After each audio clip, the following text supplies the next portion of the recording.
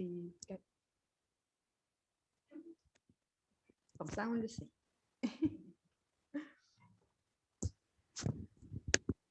OK. Mes chers frères, mes chères sœurs, qui sommes ici sur place, qui nous rejoignent aussi par Zoom, bonjour, bienvenue à chacun, à chacune, au nom de notre Seigneur. Bienvenue à ces cultes des Pentecôtes, où aujourd'hui, parce que ça avance pas, ça avance maintenant. Ah, c'est où que je dois appuyer par là? OK. Aujourd'hui, nous commémorons le don du Saint-Esprit fait aux disciples 10 jours après l'ascension de notre Seigneur aux cieux et 50 jours après Pâques. Avant de lire ce récit extraordinaire de cet événement, je voudrais vous inviter à remonter encore plus loin dans le temps, environ, à grosso modo, 1300, 1400 ans avant la venue de notre Seigneur sur terre. Les peuples hébreux, 50 jours après la traversée de la mer Rouge, 50 jours après avoir été délivrés des Égyptiens, 50 jours après Pessah, la Pâque. Les voilà au pied du mont Sinaï, où, d'une manière extraordinaire, le Seigneur leur donna la loi. Et Moïse la reçoit sur du table de pierre. Est-ce que vous voyez le parallèle? C'est juste extraordinaire. Prions à notre grand Dieu. Ô notre Dieu, nul n'est semblable à toi. Tu accomplis des faits extraordinaires. Tu es le maître de l'histoire. Tu es celui qui est, qui était et qui vient, le premier et le dernier, le commencement et la fin, l'alpha et l'oméga. Nous nous prosternons devant ta majesté. Nous adorons ton saint nom. Tu ne changes pas. Nous sommes émerveillés de ta fidélité. Tes promesses s'accomplissent certainement. Nous te remettons ces moments, Seigneur, qu'ils soient complètement à ta gloire. Au nom de ton Fils, notre Seigneur Jésus. Amen.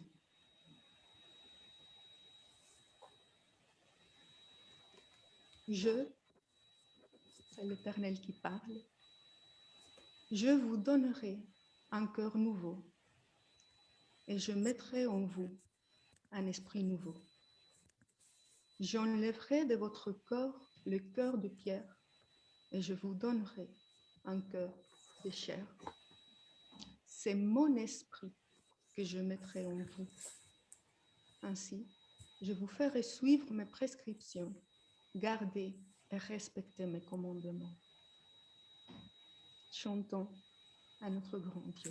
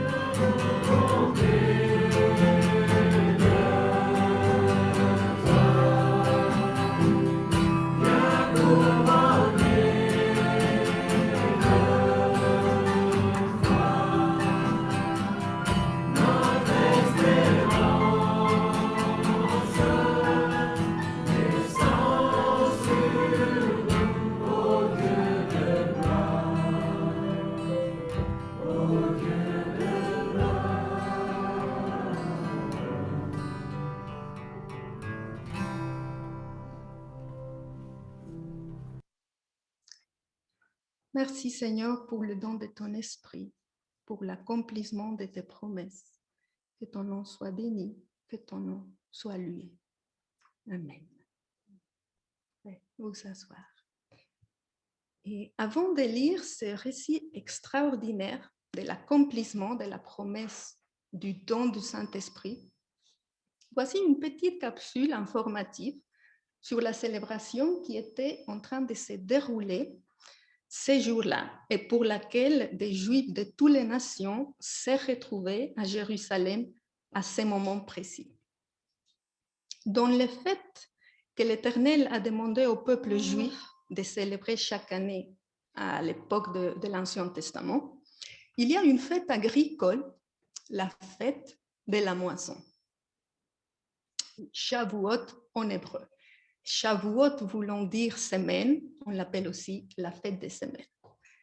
Pourquoi la fête des semaines? Tout simplement parce qu'il a été demandé de la célébrer cette semaine après Pessah, donc après la Pâque. Et en faisant un petit calcul rapide, 7 jours fois 7 semaines, ça nous donne 49 jours.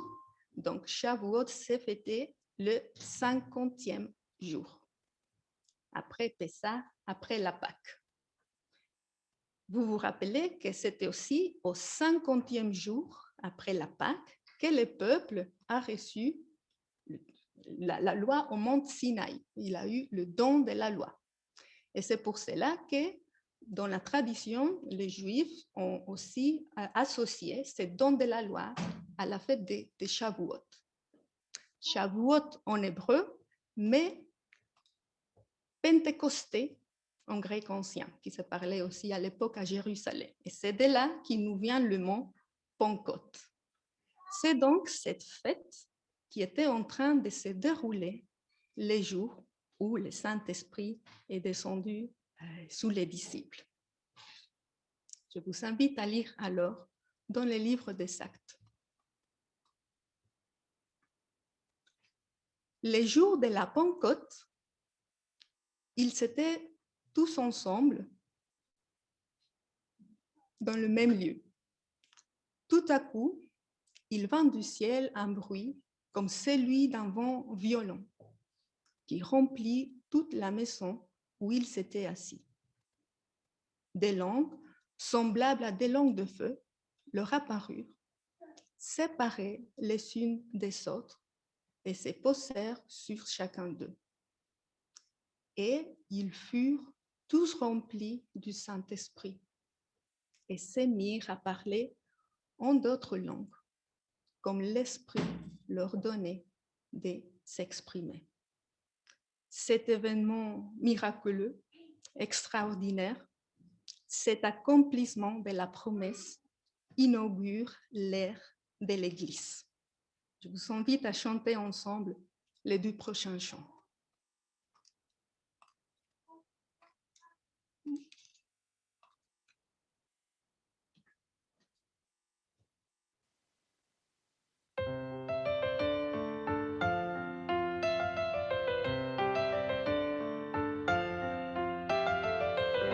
Issus du même Créateur, le même souffle nous a donné la vie. Tous aussi perdus, tous aussi pécheurs, nous avons eu la chance qui nous attire à lui. Il nous a trouvés si précieux qu'il a choisi de quitter les cieux. Malgré sa colère, notre rébellion, il est venu payer la rançon. Nous n'avons qu'un seul Père, nous n'avons qu'un Sauveur, qui pour nous s'est offert quand nous étions indignes et pécheurs. Nous n'avons qu'un seul roi, nous n'avons qu'une seule foi.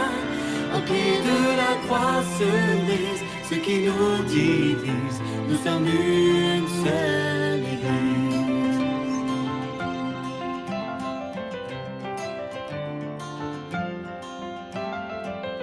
Un nouveau jour se lève pour ceux qui se revêtent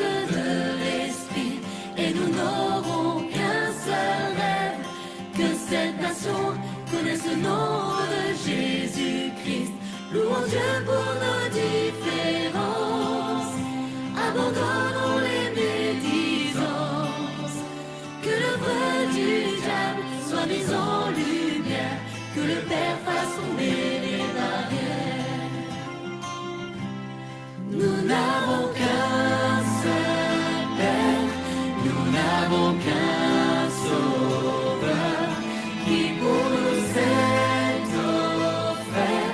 Quand nous étions indignes et pécheurs, nous n'avons qu'un seul roi, nous n'avons qu'une seule foi. En pied de la croix se brise ce qui nous divise, nous sommes une seule église.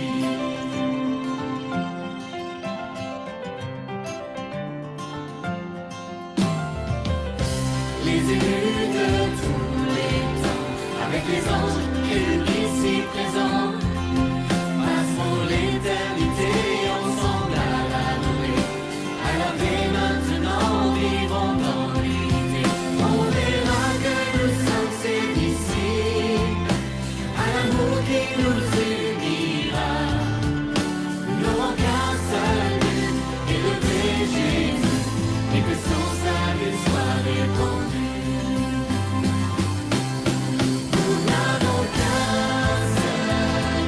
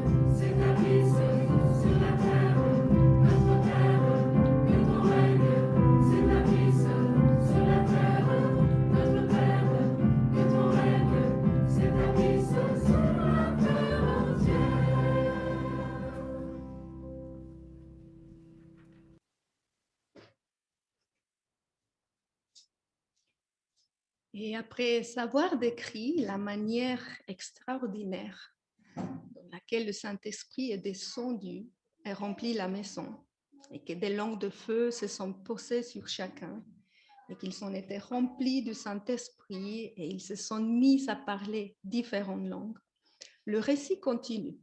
Nous allons le lire. Or, il y avait en ce jour à Jérusalem des Juifs, hommes pieux de toutes les nations qui sont sous le ciel. Au bruit qui eut lieu, la multitude accourut, et elle fut confondue, parce que chacun les entendait parler dans sa propre langue. Ils étaient tous dans l'étonnement et la surprise, et ils se disaient les uns aux autres, « Voici ces gens qui parlent, ne sont-ils pas tous Galiléens? Et comment les entendons-nous dans notre propre langue à chacun, dans notre langue maternelle ?» Ici, je voudrais nous faire voir une parallèle étonnante entre Genèse, le récit de la tour de Babel, où, à cause de la méchanceté des hommes, le Seigneur brouille leur langage. Et dans ce récit des Actes 2, le récit du don du Saint-Esprit, où, grâce à l'amour et la miséricorde du Seigneur, les hommes entendent chacun sa propre langue. Or, pourquoi est-ce que le Seigneur a décidé d'opérer ce miracle? Quel était le but? C'était juste pour faire beau ou pour que les disciples, après, ils puissent se vanter du fait qu'ils parlaient des autres langues? Non, le but était bien précis. C'était pour parler des merveilles de Dieu. C'était pour prêcher l'évangile aux Juifs de tout horizon qui se trouvaient à Jérusalem à ce moment-là, pour fêter Shavuot, pour fêter la Pentecôte. Et alors, le récit, il y a un discours de Pierre. Dimanche passé, Lydia nous avait déjà lu une partie de ce discours où Pierre parle de qui est Jésus. Il parle de sa vie, de sa mort, de sa résurrection. Dans ce discours aussi, il parle de prophéties qui s'accomplissent en Christ, des prophéties qui s'accomplissaient ces jours-là par le don du Saint-Esprit. Et je vous propose de lire la fin de ces discours et de découvrir quel a été le résultat de cette prédication.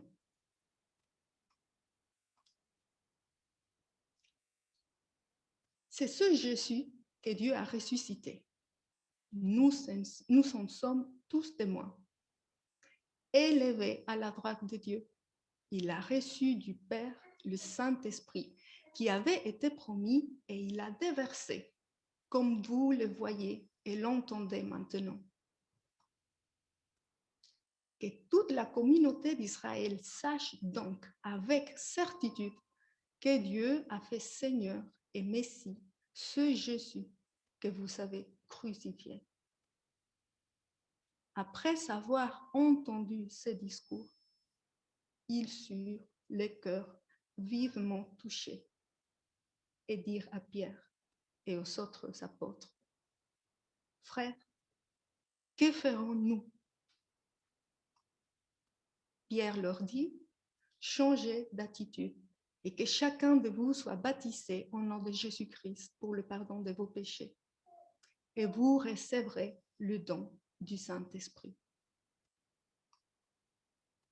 Ceux qui acceptèrent sa parole furent donc baptisés, et ce jour-là, le nombre des disciples augmenta d'environ 3000 personnes.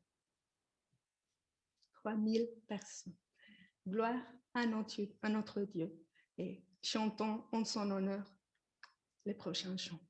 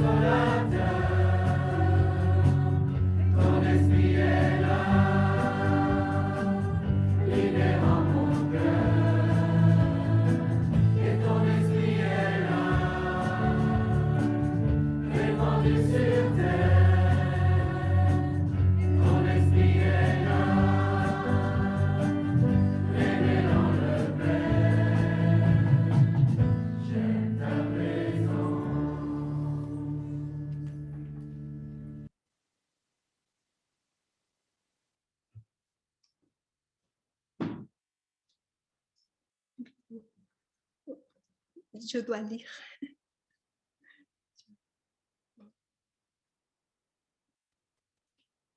Merci.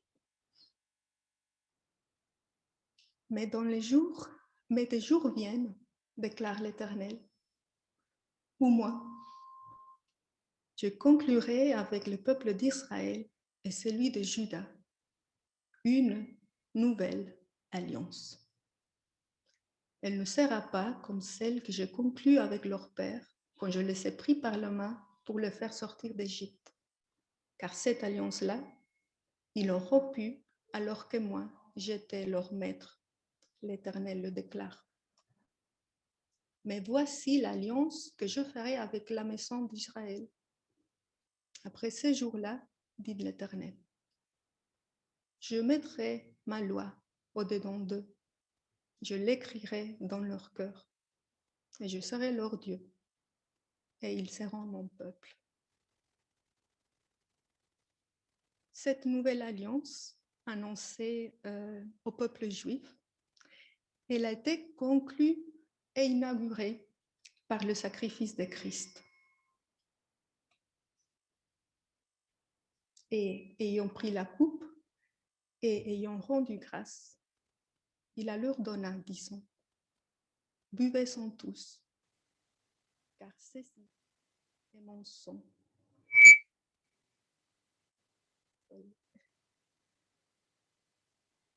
Buvez-en tous, car ceci est mon sang, le sang de la nouvelle alliance, qui est versé pour beaucoup, pour le pardon des péchés.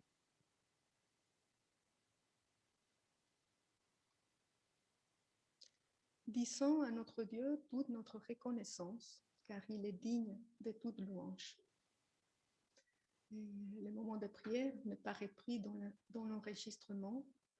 Je me suis permis de nous donner quelques sujets de prière, mais évidemment, soyez libres de prier conforme l'Esprit vous le demande. Donc, soyons reconnaissants à Dieu pour sa fidélité, car ses promesses s'accomplissent toujours. Reconnaissons le Seigneur, rendons grâce au Seigneur pour les dons de son amour dans la personne de son Fils, pour le pardon des péchés par la vie, la mort et la résurrection de Christ, le don de son Esprit par lequel nous sommes scellés et qui est un acompte de notre héritage céleste, héritage que Christ nous a promis et acquis à la croix. Supplions Dieu pardon pour nos attitudes, nos propos, nos actions qui attristent le Saint-Esprit. Supplions Dieu que les fruits de l'Esprit grandissent en nous chaque jour. Vous allez avoir l'opportunité d'allumer vos micros et prions comme Église pour être édifiés les uns les autres par nos prières.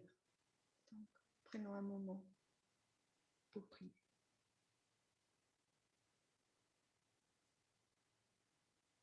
Entendu par... Bon, je vais répéter. Je disais que nous aurions encore l'opportunité de prier pour nos pasteurs vers la fin du culte et je vous propose de prier pour l'écoute du message. Seigneur, merci pour le don de ton Saint-Esprit qui nous ramène sur le droit chemin lorsque la folie de notre chair nous fait croire que notre propre voie est meilleure. Pardon, Seigneur.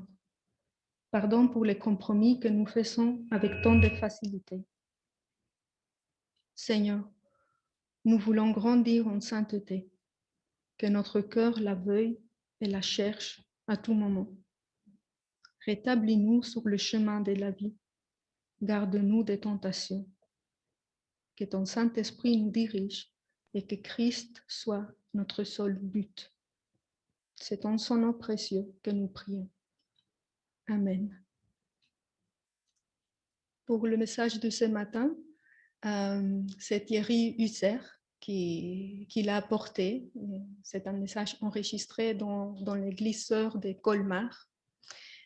Et je prie au Seigneur que notre cœur soit disposé à son enseignement, que nous soyons vraiment enseignables et laissons-nous être interpellés et transformés par sa parole.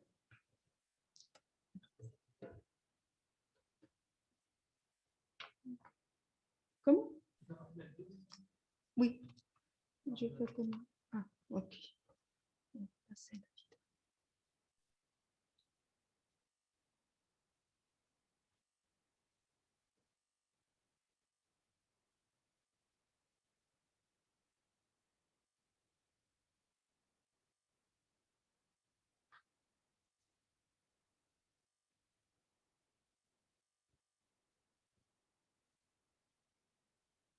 Elle arrive.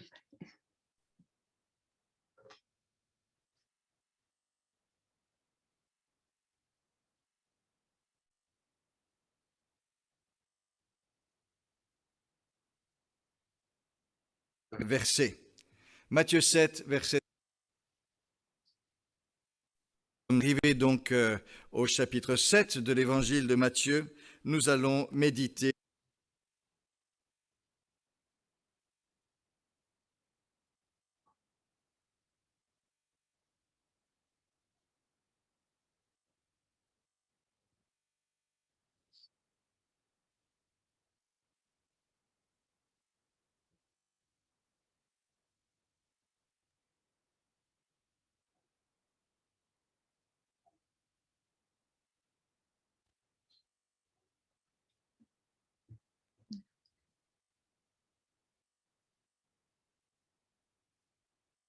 Et 3 versets. Matthieu 7, versets 13 et 14. Entrez par la porte étroite, car large est la porte, et spacieux est le chemin qui mène à la perdition, et il y en a beaucoup qui entrent par là. Mais étroite est la porte, resserré est le chemin qui mène à la vie, et il y en a peu qui les trouvent.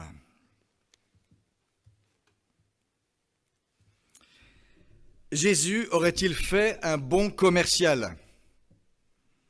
Un bon commercial rend attrayant son produit, fait envie, met en valeur les bons côtés de ce qu'il présente. Et Jésus ici nous propose de nous conduire vers la vie, la vraie. Mais il parle d'une porte étroite, d'un chemin resserré. Ces mots sont plutôt sur le mode exigeant. Certains diraient même intransigeant. Jésus aurait-il fait un bon commercial? Si on le juge à ses résultats, c'est pas si mal. Des millions et des millions de personnes ont emprunté le chemin qu'il proposait et ne le regrettent pas. On parle de son offre aujourd'hui encore à des siècles d'intervalle. Mais nous savons, l'important n'est pas le résultat. L'important, c'est la vérité. C'est de vérité qu'on a besoin. Et nous voulons donc écouter ce que Jésus a à nous dire ce matin. Recevons d'abord l'image que Jésus déploie pour nous. Son propos est clair et net. Il parle de deux chemins distincts, deux manières de vivre sa vie. Aux deux chemins correspondent deux portes. Et il faut penser ici aux portes des villes plutôt qu'à des portes de maisons. Ces chemins aboutissent à deux destinations opposées, elles aussi. L'une est désignée par Jésus comme étant la perdition, l'autre comme étant la vie. Et sur ces chemins, deux groupes de personnes selon le chemin que l'on choisit. On est assez loin de ce qu'on entend aujourd'hui. Qu'est-ce qu'on entend aujourd'hui? Aujourd'hui, ce qu'on entend, c'est chacun sa route, chacun son chemin. Je ne sais pas si certains se souviennent de cette chanson qui avait fait tout un tabac dans les années 90. Chacun sa route, chacun son chemin, passe le message à ton voisin. Et le message semble être vraiment bien passé. Parce qu'aujourd'hui, c'est vraiment ainsi qu'on considère la vie, les choix et ce que l'on croit. Chacun sa route, chacun son chemin. C'est ça vraiment la règle universelle pour tout le monde. Autre pensée très prisée dans le même genre, peu importe le chemin, tous les chemins se valent. L'important est de suivre un chemin qui a du cœur. Alors ça aussi, c'est le genre de parole très large, très ouverte, c'est généreux, c'est accueillant. Et surtout, c'est pas contraignant du tout. On aime spontanément. Tous les chemins se valent, je peux prendre la route que je veux, faire à ma guise. On aime ce genre de formule tant qu'on reste à la surface. Mais il suffit de gratter un petit peu pour se rendre compte que ça ne marche pas. Tous les chemins se valent. Alors dire la vérité ou mentir, c'est pareil. Être fidèle ou trahir, c'est pareil. Vivre pour soi, vivre pour les autres, c'est pareil. Vivre juste pour aujourd'hui ou avoir le souci de demain, des générations à venir, c'est pareil. Dire que tout se vaut, c'est s'interdire de faire la différence entre ce qui est bien et ce qui est mal, entre ce qui construit et ce qui détruit, entre ce qui est utile et ce qui n'apporte rien. C'est aussi la fin de la responsabilité, parce que chacun peut se cacher derrière l'idée de dire « c'est mon chemin, c'est ma voie, c'est mon choix ». Et on n'a rien à dire puisque tout se vaut. Si tout se vaut, on ne peut plus condamner ce qui devrait l'être. Mais si tout se vaut, on ne peut pas non plus valoriser ce qui est bien.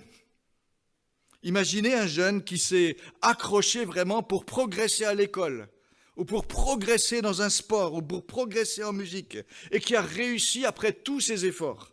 On a tous envie de lui dire « mais c'est super », de l'encourager. Et il le mérite. Et voilà que quelqu'un pourrait passer, hausser les épaules et dire « bof, c'est son chemin. Tous les chemins se valent. Ne rien faire, c'est pareil. » Et on ne pourrait rien dire à cette personne parce que tous les chemins se valent. Vous voyez comme ça aboutit à des impasses. La Bible, elle, insiste sur la nécessité de savoir faire la part des choses, d'évaluer, de distinguer ce qui doit l'être, tout en reconnaissant que la diversité est bonne. Le psaume 1, par exemple, parle de deux chemins, justement, le chemin des pécheurs et le chemin des justes. Heureux celui qui ne s'arrête pas sur le chemin des pécheurs, qui ne s'assied pas avec eux, mais qui trouve son plaisir dans la loi de l'Éternel. Et on a là très clairement deux options de vie très distinctes. Soit on se donne ses propres règles à soi, soit on accepte de se conformer à l'instruction et à la sagesse que donne Dieu par la parole qu'il nous adresse. Et clairement, ce n'est pas la même chose. Ce n'est pas la même attitude spirituelle. L'une met l'homme au centre, l'autre reconnaît Dieu comme Seigneur. Et Jésus reprend donc cette distinction. Les deux chemins représentent deux attitudes fondamentales. L'une fait la part belle à l'homme, c'est le chemin large, à ses critères, à ses désirs. Je fais ce qui me semble juste. J'agis selon mes désirs, selon mes envies. Je ne rends compte à personne d'autre qu'à moi-même. Et ça, c'est vraiment la pente naturelle de la conduite humaine. Et c'est pour cela que Jésus décrit ce chemin comme le chemin large, celui que bien des gens empruntent. Ceux qui marchent sur cette route de cette façon-là, ceux qui vivent de cette façon, suivent simplement les désirs de leur cœur. Alors on trouve dans cet ensemble une grande diversité de comportements. Certains auront des comportements très élevés en vivant de cette façon-là.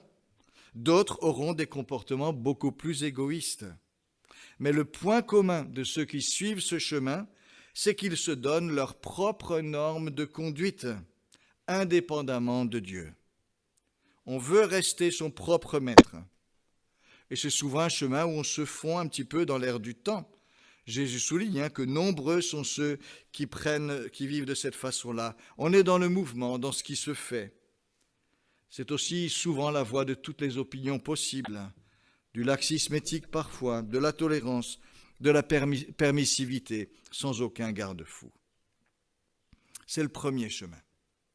L'autre chemin est celui que Jésus invite à prendre, le chemin de ceux qui veulent être ses disciples. Et Jésus ne cache pas qu'il y a là une vraie différence. Et il le décrit comme un chemin étroit, resserré. Les limites de ce chemin sont plus marquées. Ceux qui y marchent acceptent que leur vie soit orientée par ce que Dieu veut pour eux, orientée par l'enseignement du Christ. Pourquoi est-il étroit, ce chemin ? Il est étroit peut-être d'abord parce qu'il demande une cohérence. Il ne permet pas de faire une chose et son contraire, en contraste avec la largeur de ceux qui vivent au gré de ce qu'ils décident simplement. Il est étroit aussi à cause des normes de conduite que l'on accepte parce qu'on veut plaire à Dieu. Il est étroit aussi parce qu'on accepte d'être redevable, de rendre des comptes de ses actes devant quelqu'un, devant Dieu, devant sa conscience. Il est étroit aussi de la magnifique étroitesse de l'amour que l'on choisit, d'un amour que l'on veut tenir, auquel on veut être fidèle et qui fait qu'on dit non à tout ce qui trahirait cet amour. Il est étroit aussi finalement par opposition à la majorité qui vit sans référence à Dieu. Et Jésus nous invite ici à savoir peut-être nous distinguer, à être peut-être minoritaires, à ne pas forcément penser comme tout le monde. Question quand même, est-ce que étroit veut dire triste, austère, limité, étriqué dans ses perspectives ? Alors, on va un petit peu se déplacer et aller mentalement, aller sur les crêtes, du côté du Haut-Nec. Du côté du Haut-Nec, il y a la route des crêtes, large, bitumée. Elle est belle, elle est agréable, c'est magnifique. Et puis de l'autre côté de la route, il y a aussi les chemins plus étroits qui s'offrent à la marche. Où a-t-on le plus de plaisir ? Où vit-on une joie qui vraiment gonfle les poumons ? Où découvre-t-on les perspectives les plus saisissantes ? En ce qui me concerne, il n'y a pas photo. C'est sur les chemins étroits.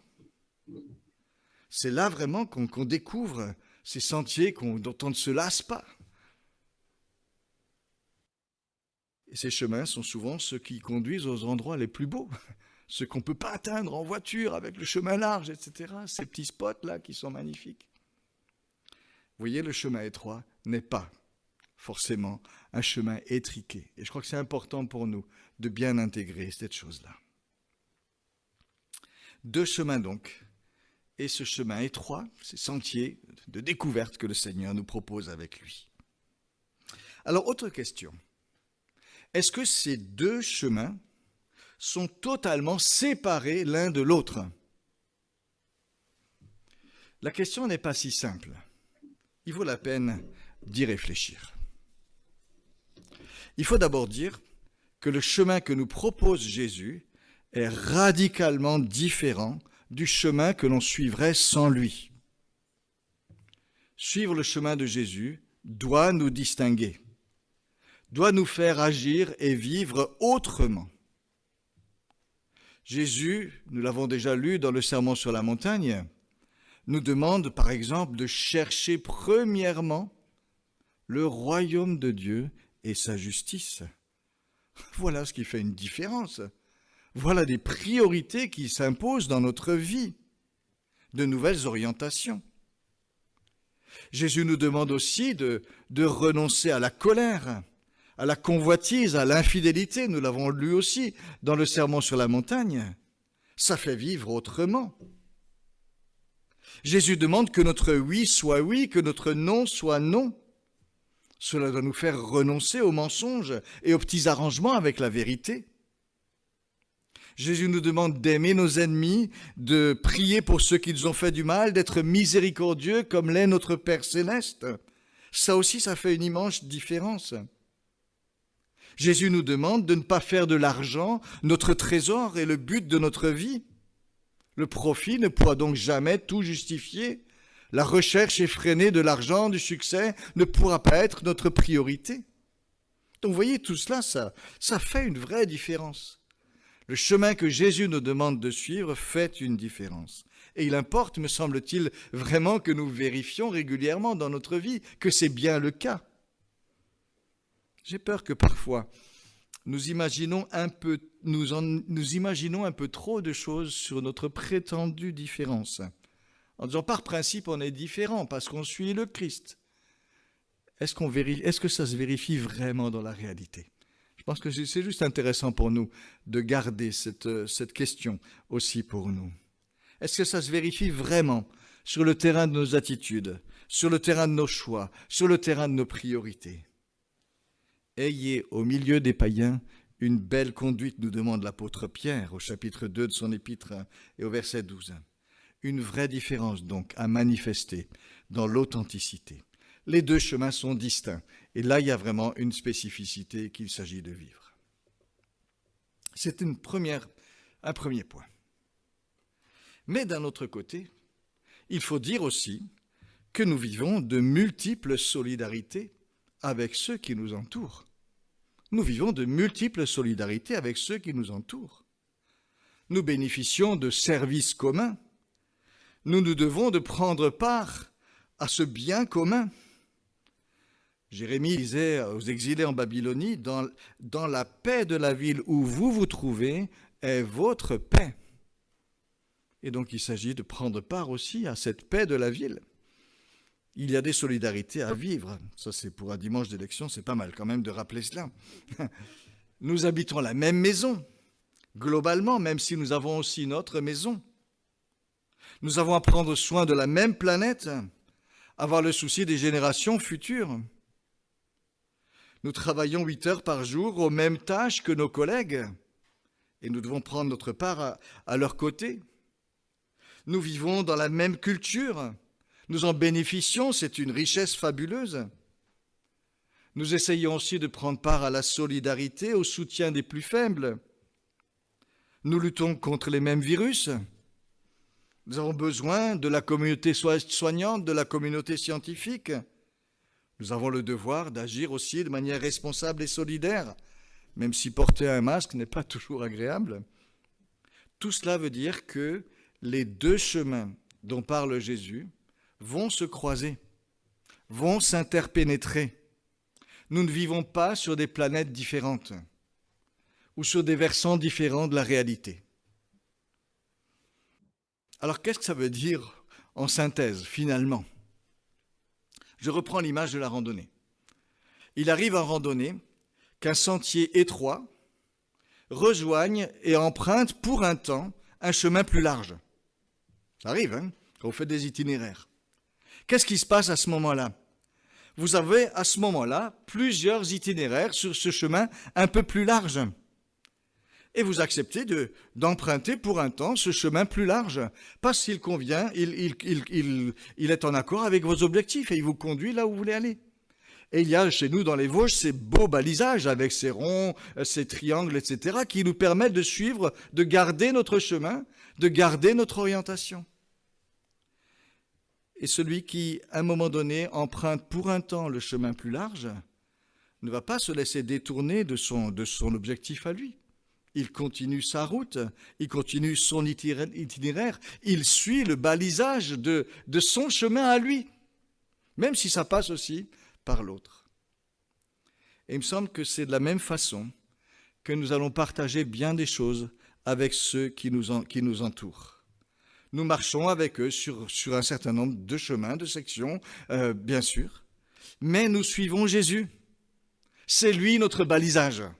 Et moi, j'aime beaucoup cette idée, cette image de dire, voilà, dans les Vosges, on se promène, on suit le triangle rouge, là, par exemple. On va pas se laisser détourner. Ben, c'est Jésus qui est notre balisage, pareillement, dans tous les chemins qu'on prend.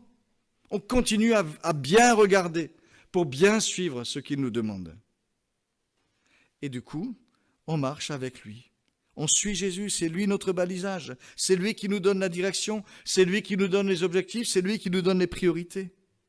On marche avec les autres, mais en gardant toujours cela dans nos têtes et dans notre cœur. On aborde les mêmes obstacles, les mêmes réalités, mais avec des motivations qui nous viennent de notre foi. Et en gardant à l'esprit la vision de l'objectif final que nous donne la foi en Jésus. Mais ça ne doit pas nous empêcher de cheminer ensemble avec ceux qui nous entourent. Comme lorsqu'on rencontre des gens lors d'une randonnée, on fait un petit bout de chemin avec eux. On peut vivre un vrai partage dans le respect en gardant notre intégrité. Donc oui, des trajectoires communes, c'est possible, bien sûr, et c'est nécessaire, mais en suivant notre balisage. Et Jésus est notre balisage. Et ça, je trouve que c'est quand même une bonne image pour nous, à garder cela pour tous les chemins de notre vie. Alors, petite application supplémentaire liée à notre situation présente. Du point de vue de notre vie d'Église, avec ce confinement, le chemin étroit de la régularité et d'un certain effort de présence et de participation a rejoint le chemin plus large et plus confortable de culte et d'études servies à domicile, dont on peut profiter quand on le veut, hors de toute contrainte, dans son canapé et en restant bien chez soi. Et ça, c'est quelque chose qu'on a tous vécu. C'était nécessaire, il n'y a rien à regretter. Mais je dirais, prenons garde, parce qu'on s'installe assez vite dans ce genre de confort. Et il ne faudrait pas que cet épisode de type chemin large nous conduise ailleurs que vers l'objectif de Jésus, pour qui l'Église est la communauté des croyants. Pour qui l'Église est la communauté des croyants et non pas des croyants sur canapé, chacun chez eux. Et c'est juste une petite invitation pour nous à nous dire, restons fidèles au balisage. Restons fidèles au balisage que nous donne le Christ. Restons fidèles à notre itinéraire. Alors je dis ça en respectant totalement ceux qui doivent s'imposer des contraintes sanitaires, des précautions sanitaires, en comprenant certaines situations familiales, etc.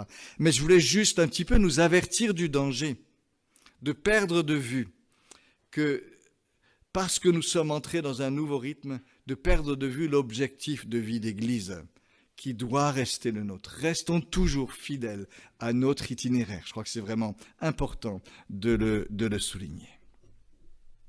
Deux chemins, donc, nous dit Jésus.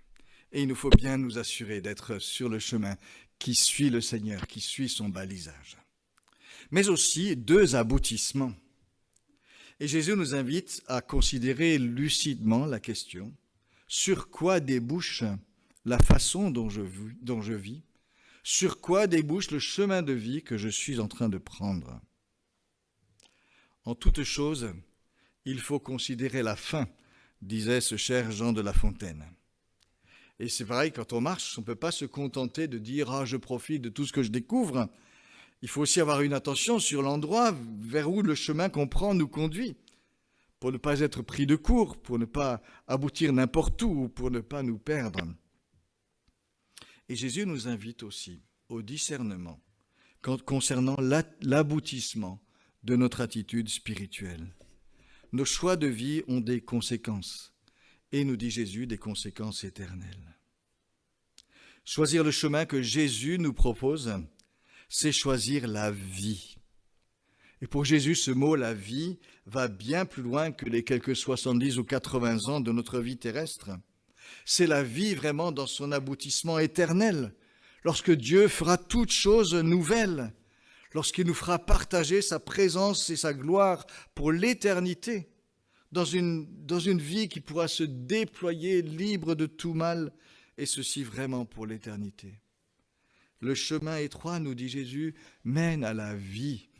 Et ça doit nous encourager lorsqu'on sent que peut-être, c'est un petit peu dur, qu'on galère un petit peu pour avancer, comme ça arrive aussi en randonnée, de dire, mais vers quoi est-ce qu'on va ? On va vers la vie, c'est ce que vraiment Jésus nous indique. Non pas une vie meilleure, ni simplement une vie différente, mais la vie, celle que Dieu tient en réserve pour nous, la vie, la vraie. Celui qui a le Fils a la vie, nous dit la première épître de Jean, chapitre 5, verset 12. Et Jésus est formel, le chemin qu'il propose mène à la vie. Mais Jésus est tout aussi formel de l'autre côté. Le chemin large et spacieux de la vie sans Dieu mène, lui, à la ruine spirituelle. Et sa fin, c'est vraiment le constat irrémédiable, à un moment donné, devant Dieu, d'une faillite totale et d'une faillite irréversible. On se découvrira privé de la gloire de Dieu à tout jamais. Et ce sera juste le simple regret d'être passé à côté de tout sans pouvoir rien changer désormais. Comme un concurrent éliminé définitivement d'une course parce qu'il a négligé de prendre la bonne orientation. On aimerait d'une certaine façon que Jésus a dit « Écoutez, c'est pas grave, tous les chemins mènent au même but. » Mais ce n'est pas ce qu'il dit, et ça n'aura pas été sain non plus de le dire. Il parle de vie d'un côté, de ruine, de perdition de l'autre. Et entre les deux, il y a la responsabilité de notre choix, que Jésus ne dilue pas, car elle est aussi notre grandeur et notre dignité. Mais Jésus en fait une vraie responsabilité. Alors comment donc Jésus peut-il être aussi affirmatif de dire c'est vraiment le chemin de la vie et l'unique chemin de la vie? Est-ce qu'il ne devrait pas être un peu plus humble en disant que finalement on tâtonne tous, on cherche tous à trouver le meilleur chemin, notre voie? Ah, c'est que Jésus, lui, vient de Dieu. Jésus, lui, il est Dieu lui-même venu vers nous. Il est du côté de cette vie éternelle. Il sait de quoi il parle. La vie éternelle, il la connaît déjà. Et il est venu pour nous ouvrir le chemin. Quand le capitaine d'un gros bateau, d'un paquebot, fait appel au service d'un remorqueur pour le conduire sur un chenal tout étroit, il ne demande pas au capitaine du remorqueur d'être surtout très humble.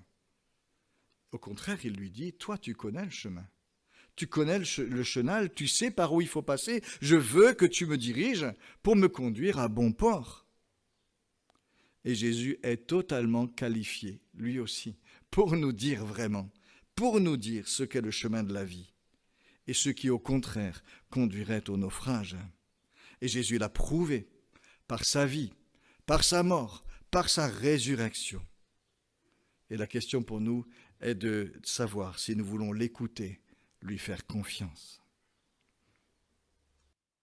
Et c'est ici que nous retrouvons la dernière image de notre texte, celle de la porte à franchir, avec l'invitation que Jésus nous adresse, entrez par la porte étroite. Alors vous savez, à l'entrée de villes qui étaient entourées de murs, il y avait des portes, comme vous en voyez une ici. Certaines étaient larges, ouvertes aux foules, impressionnantes, comme on peut encore en voir dans certaines villes d'Afrique du Nord ou d'Orient. Mais à côté de ces portes de grands passages, il y avait d'autres qui étaient beaucoup plus étroites et où une seule personne à la fois pouvait passer. Quand la sécurité l'imposait, on pouvait fermer les grandes portes et le passage se faisait un par un, sous l'œil attentif des responsables de la sécurité ou souvent des agents qui récoltaient les taxes. Et c'est cette image que Jésus reprend pour nous dire « Entrez par la porte étroite ». Sur le chemin de Monsieur Tout-le-Monde et de la vie sans Dieu, la porte est largement ouverte et la route et la porte se confondent presque, comme on le voit là sur l'image. Tant le passage est large. Mais prendre le chemin de la vie, le chemin de la foi que Jésus nous propose, ça c'est une décision que chacun doit prendre. Que chacun doit prendre. Et ça relève de la porte étroite. La porte étroite où chacun passe de lui-même et à son tour. C'est du un par un. Ni mon père, ni ma mère, ni mes amis, ni ceux qui prient pour moi ne peuvent passer à ma place. C'est moi qui dois faire la démarche. C'est à moi de m'engager sur le chemin de Jésus. Et Jésus nous invite et nous dit « Entrez par la porte étroite. Présentez-vous personnellement devant Dieu, tel que vous êtes. Et dites personnellement à Dieu, « Seigneur, je veux que toi tu sois le pilote de ma vie. Je veux que toi vraiment, je veux vivre avec toi, je veux vivre pour toi, je veux vivre comme toi tu le veux. Et ça, c'est une démarche que nous devons faire chacun. C'est un moment de vérité où nous devons chacun nous placer devant Dieu. Reconnaître que peut-être jusqu'ici, on a fait comme nous, ça nous semblait bon. Et demander à Dieu, maintenant je veux changer d'orientation. Et je te demande pardon pour ce que j'ai pu faire qui ne te plaît pas. Peut-être qu'on se sent chargé d'un lourd fardeau lorsqu'on s'approche comme ça personnellement de Dieu. La culpabilité, le poids d'une vie sans Dieu. Passer par cette porte voudra dire aussi déposer ce fardeau, le laisser au Seigneur et lui dire qu'on a besoin de lui pour nous en décharger. Et c'est un moment important, c'est un moment essentiel pour chacun d'entre nous. On peut le faire à tout âge si on le fait sincèrement. Et qu'est-ce qui se passe quand on fait cela? Quand on se présente ainsi devant Dieu, on découvre que Dieu nous accueille, que Dieu nous pardonne vraiment. Jésus a dit, je ne mettrai pas dehors celui qui vient à moi, jamais on trouvera la porte fermée, si vraiment on s'approche de Dieu comme cela. Et la Bible nous dit que si nous confessons nos péchés, mais Dieu est fidèle, il est juste pour nous pardonner, nous purifier de toute iniquité. Jésus a vraiment tout fait pour que cette porte étroite où on se présente chacun devant Dieu puisse devenir pour nous la porte du salut, la porte du pardon, la porte de l'accueil de Dieu et la porte d'une vie nouvelle qui va s'ouvrir parce que ça s'ouvre sur tout un chemin avec Dieu. Et c'est ainsi vraiment qu'il a tout fait. Il est mort, il est ressuscité pour nous, pour que nous puissions entrer par cette porte et découvrir l'accueil de Dieu. Et c'est comme ça que Jésus a pu dire, je suis la porte, je suis la porte. Si quelqu'un entre par moi, il sera sauvé. Entrez par la porte étroite, nous dit Jésus. Ça, c'est une invitation qu'il nous adresse et aujourd'hui, c'est bien de l'entendre. Et si vous n'avez pas fait encore ce chemin personnel, ce moment où vous vous placez devant Dieu pour lui ouvrir votre vie, n'hésitez pas à le faire, vraiment. N'hésitez pas à le faire.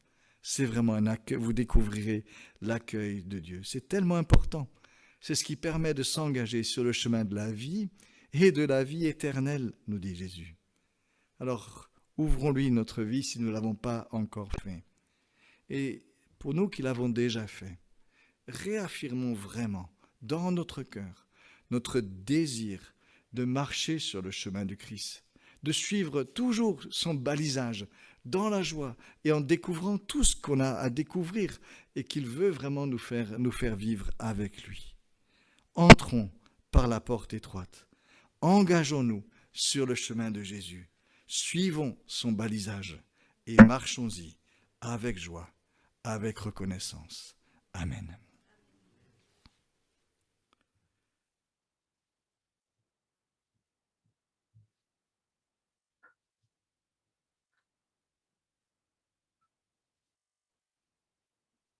Et marchons avec joie et avec reconnaissance.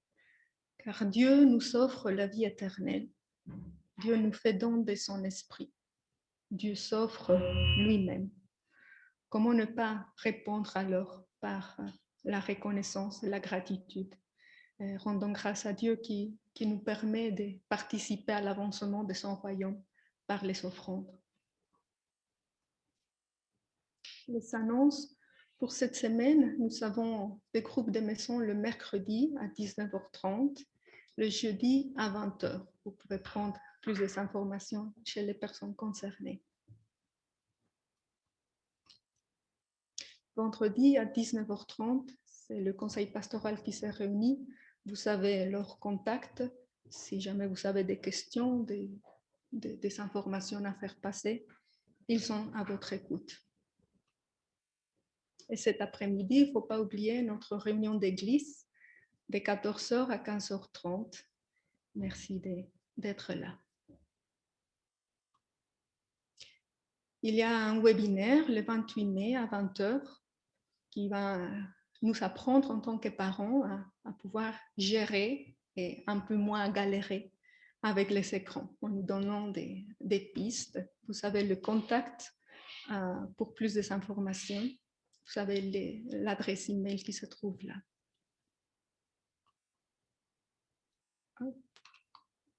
Désolée, c'est allé trop loin. Pourquoi? Il y a du camp d'été aussi, organisé par Jeunesse et Vie.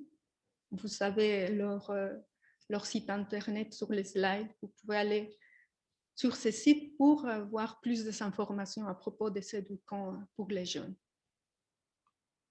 Et aussi, il y a un camp de formation biblique pour les 18 à 30 ans, de 15 au 21 août. Vous savez aussi l'adresse email où vous pouvez écrire pour avoir plus d'informations à propos de ce camp. Il y aura des cours, des ateliers, de la louange, du sport. Vraiment, soyez encouragés à y assister.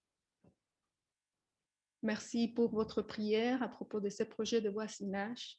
Et pour toutes informations, vous pouvez contacter Catherine et Chantal. Et ici, je laisse la parole à Sylvie.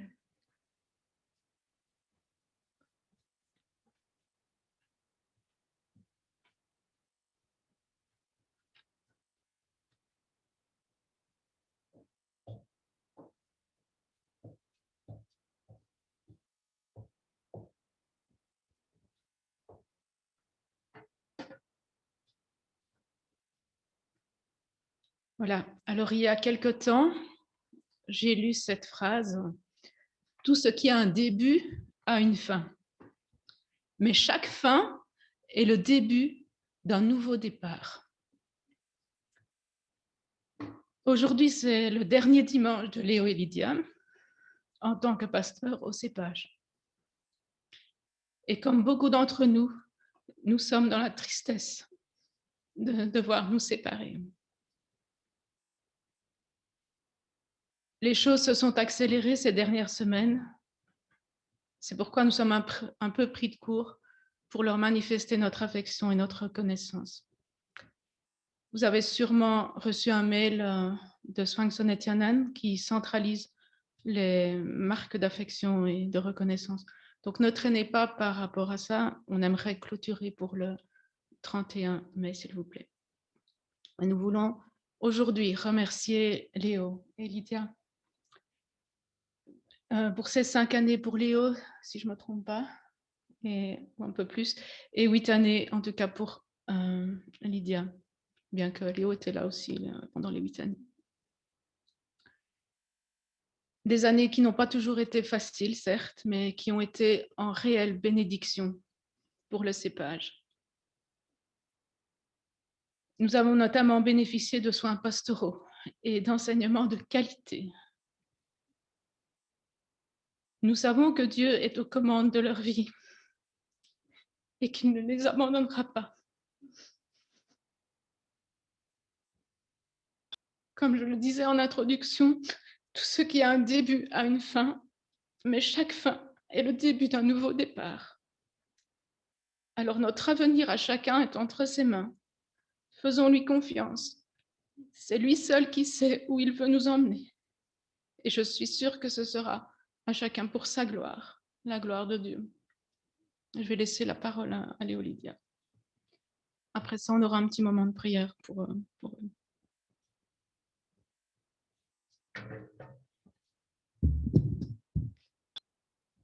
Je voudrais simplement vous remercier pour ce qu'on a pu vivre avec les uns et les autres pendant les 8 années.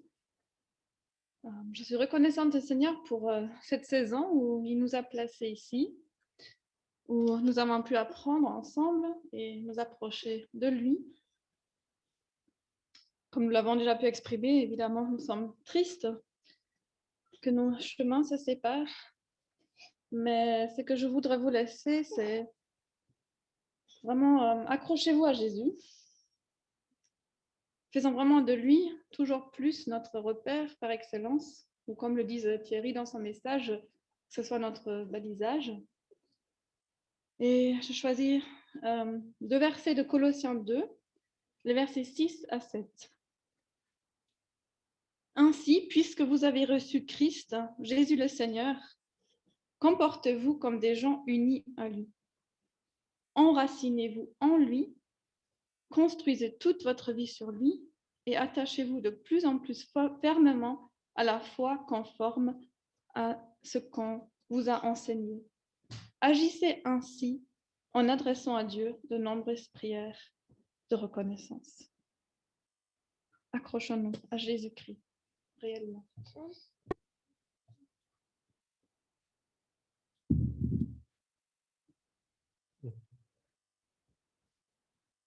Oui, j'aimerais aussi commencer par un mot de remerciement parce que c'est vrai, nous partons en désaccord avec les responsables, mais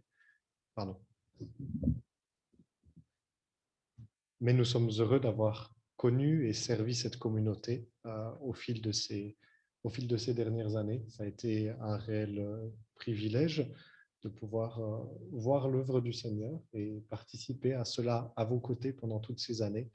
Et vraiment, on en est reconnaissant. Et oui, j'aimerais, dans le même sens que ce que Lydia a dit, ma prière est que vous puissiez, comme nous en aurons nous-mêmes besoin, continuer à vous attacher au Seigneur dans ces moments de tristesse, dans ces moments de difficulté, vous attacher au Seigneur véritablement.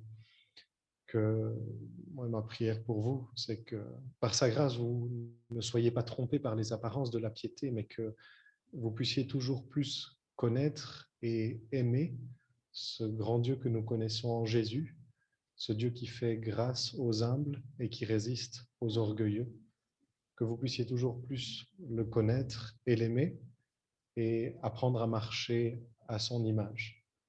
Et nous prions que le Seigneur veille et donne des bergers à son image aussi dans cette communauté.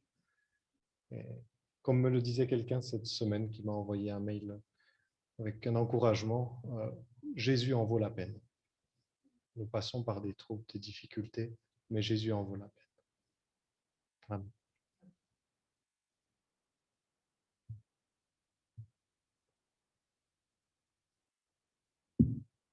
Alors, je vous propose d'avoir maintenant un moment de prière qui ne sera pas enregistré, je ne sais pas qui s'occupe de l'enregistrement.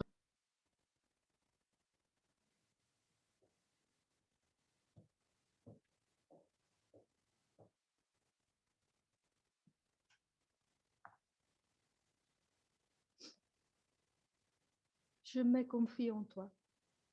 Je sais que tu es mon Dieu. Mon avenir est dans ta sûre-main.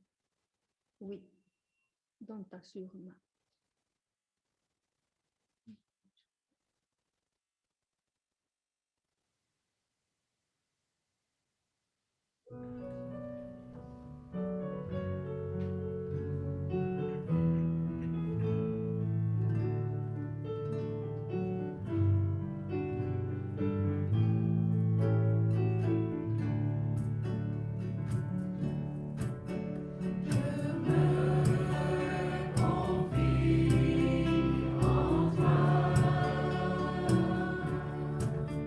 Je sais que tu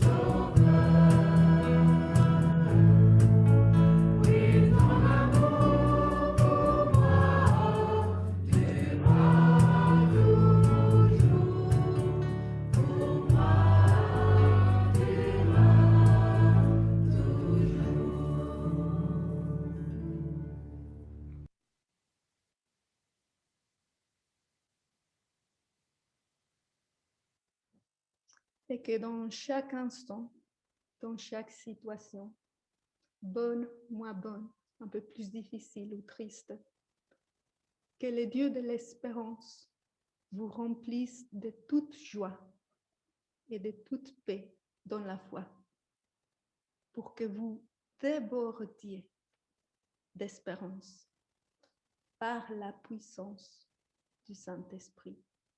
Et c'est par la puissance du Saint-Esprit que cela puisse être possible. Que Dieu vous bénisse. Un bon dimanche de Pentecôte et rendez-vous à 14h pour notre réunion d'église. Ceux qui le désirent peuvent rester en ligne pour être répartis dans des groupes et continuer la communion fraternelle. Amen.